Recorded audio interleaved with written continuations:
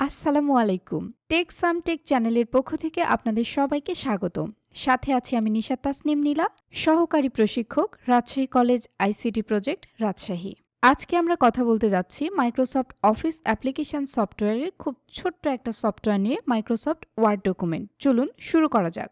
শুরুতেই আমি দেখাবো কিভাবে একটি ফোল্ডার ক্রিয়েট করতে হয়। ফোল্ডার ক্রিয়েট করার জন্য প্রথমেই আমরা মাউসের অপশন বাটনে ক্লিক করব এবং সেখান থেকে নিউ অপশানে যাব।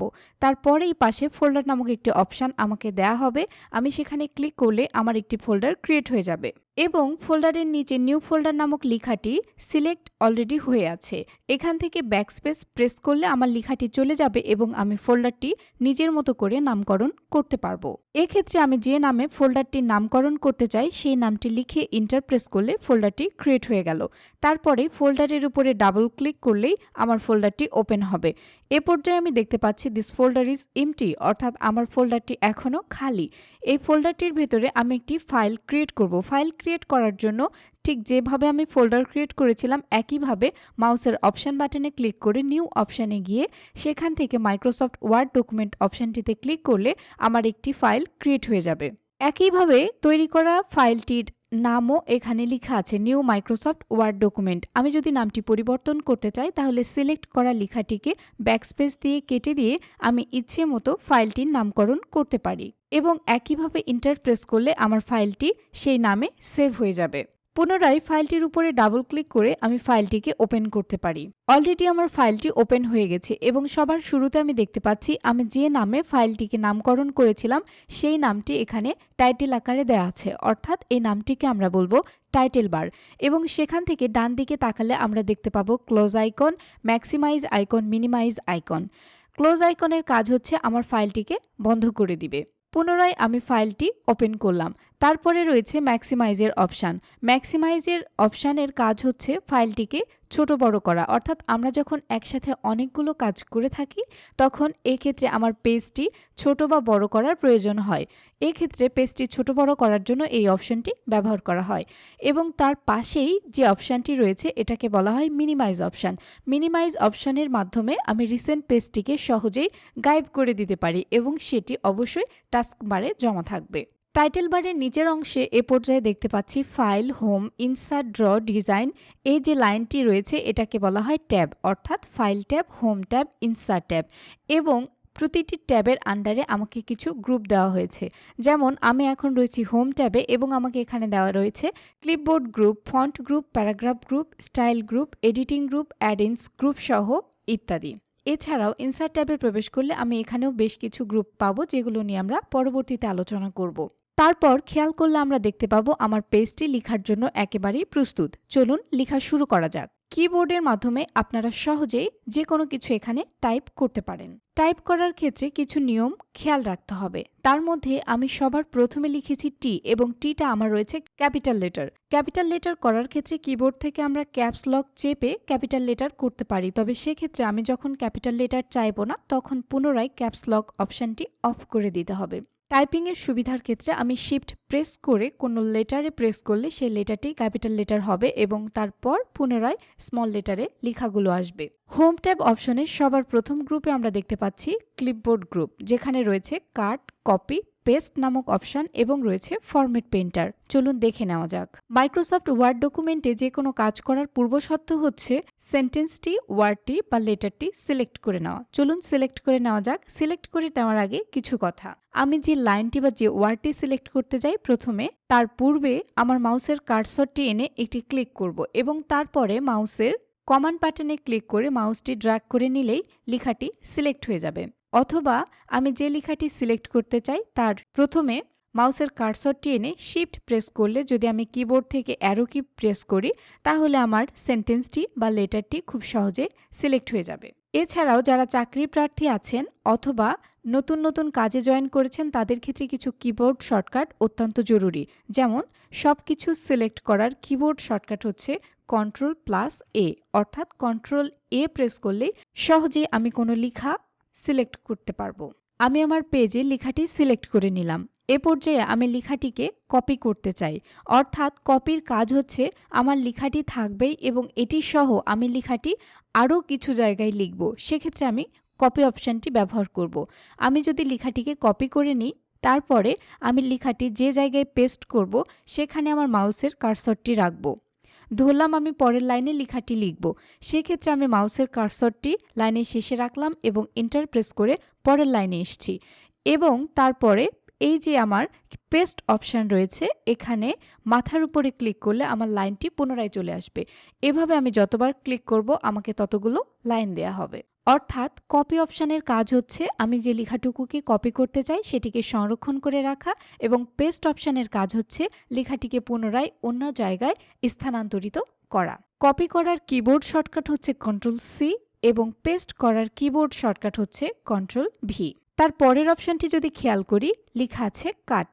কাট করার জন্য আমি পুনরায় একটি লাইনকে সিলেক্ট করে নিব। তারপরে আমি কাট অপশানে ক্লিক করব। কাট করার অর্থ হচ্ছে আমি লেখাটি সেই জায়গা থেকে স্থানান্তরিত করে অন্য কোনো জায়গায় সেটিকে স্থানান্তর করতে চাই। আমি লেখাটিকে কাট করেছি, পুনরায় যদি আমি এখানে পেস্ট করতে চাই তাহলে আমার লেখাটি পেস্ট হবে। কপি মানে হচ্ছে কোনো লেখা সেখানেও থাকবে এবং আপনি সংরক্ষণ করে নিলেন পুনরায় কোনো জায়গায় পেস্ট করার জন্য। আর কাট অপশানের কাজ হচ্ছে লেখাটি সেখান থেকে মুছে যাবে এবং পরের লাইনে গিয়ে স্থানান্তরিত হবে। ফরম্যাট প্রিন্টারের কাজ আমি একটু পরেই দেখাচ্ছি।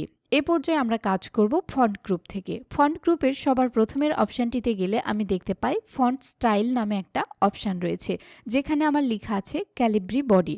অর্থাৎ আমি লেখাগুলো কোন ফন্টে লিখতে চাই, কোন ফন্ট স্টাইলে লিখতে চাই সেটা এখান থেকে আমি সিলেক্ট করে নিতে পারি। ক্যালিব্রি বডির পাশে একটা ড্রপডাউন মেনু রয়েছে। যদি এই ড্রপডাউন মেনুতে ক্লিক করি তাহলে আমরা অনেক ধরনের লেখার ফন্ট দেখতে পাবো। বাংলাদেশে ব্যবহার করা 4টি স্মার্ট এবং স্ট্যান্ডার্ড ফন্ট হচ্ছে Calibri body, Calibri headings, Arial black এবং Times New Roman.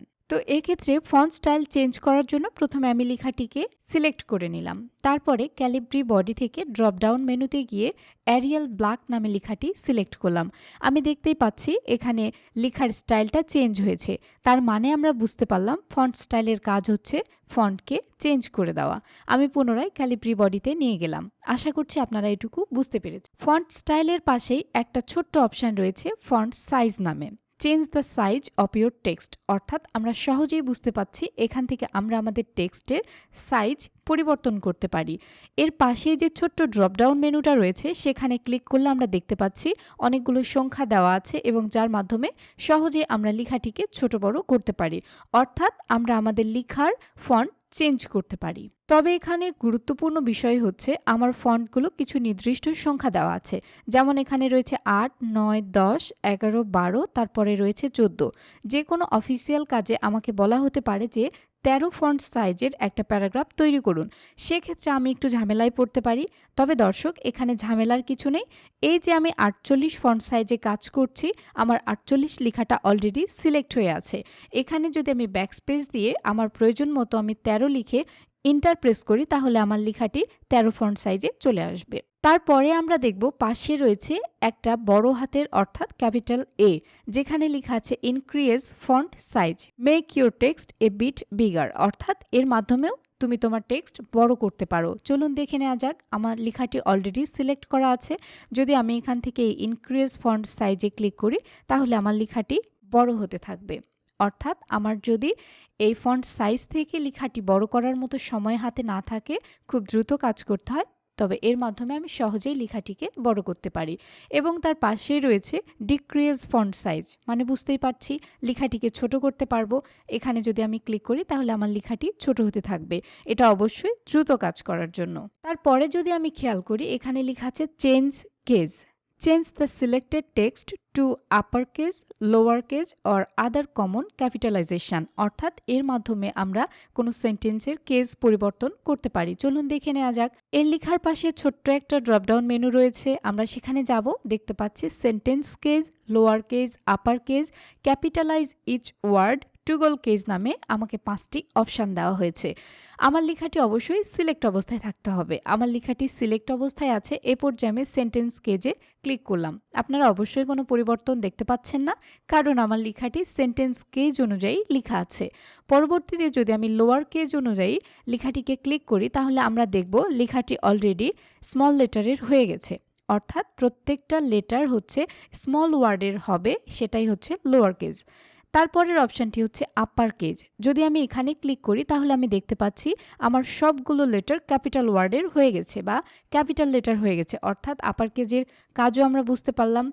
Capitalise each word মানে হচ্ছে প্রত্যেকটা ওয়ার্ডের প্রথম লেটার ক্যাপিটাল হবে, এটাও বুঝতে পারলাম। এবং তার পরবর্তীতে রয়েছে ট্রুগল কেজ অর্থাৎ হযবরল। তার মানে হলো আমরা কখনো কোনো ডকুমেন্ট লেখার ক্ষেত্রে, ফাইল লেখার ক্ষেত্রে কিংবা প্রেজেন্টেশনের ক্ষেত্রে যে কোনো সময় যদি এলোমেলো করে ফেলি এবং আমাদের যদি একটা নির্দিষ্ট কেস দরকার হয় তাহলে এখান থেকে আমরা সহজেই সেটিকে সলিউশন করতে পারি। তারপর নিচের দিকে গেলে দেখতে পাবো এখানে বি নামে একটি অপশান আছে এবং এর উপরে কার্সর রাখলে দেখতে পাচ্ছি নিচে বোল্ড। বোল্ডের কিবোর্ড শর্টকাট হচ্ছে Ctrl+B, অর্থাৎ কিবোর্ড থেকে Ctrl+B প্রেস করলে লেখাটি বোল্ড হবে। মেক ইউর টেক্সট বোল্ড, তোমার টেক্সটটিকে বোল্ড করো। ওকে, আমি বোল্ডের উপরে ক্লিক করলাম, তবে আমার লেখাটি অবশ্যই সিলেক্ট অবস্থায় ছিল, তাহলে আমার লেখাটি বোল্ড হয়ে যাচ্ছে। আমরা অনেক সময় খেয়াল করলে দেখতে পাই বিভিন্ন বৈজ্ঞানিক নাম লেখার ক্ষেত্রে বলা হয়ে থাকে লেখাটিকে বোল্ড করে লিখো বা ইতালিক করে লিখো, অর্থাৎ একটু মোটা করে হাইলাইট করো, এ ধরনের কথা, যেটাকে আমরা বোল্ড বলে থাকি। এক্ষেত্রে আমি বোল্ড করব না আনবোল্ড করতে চাই, সেক্ষেত্রে কি করব, সিলেক্ট করা অবস্থায় লেখাটিকে আবার বোল্ডের উপরে ক্লিক করলে লেখাটি আনবোল্ড হয়ে যাবে। তার পরের অপশানটি রয়েছে ইতালিক। ইতালিকের কিবোর্ড শর্টকাট হচ্ছে Ctrl+I। Ctrl+I লেখাটি সিলেক্ট করে যদি আমি ইতালিকের উপরে ক্লিক করি তাহলে আমার লেখাটি ইতালিক হয়ে যাবে। এটাও আমরা বৈজ্ঞানিক নাম লেখার ক্ষেত্রে খেয়াল করে থাকি। আচ্ছা, লেখাটা আমি বাঁকা করে ফেললাম, এবার আমি লেখাটাকে সোজা করতে চাই, সেক্ষেত্রে অবশ্যই সিলেক্ট অবস্থায় আমাকে আবার আইয়ের উপরে ক্লিক করতে হবে, সেক্ষেত্রে লেখাটি আবার আগের মতো হয়ে যাবে।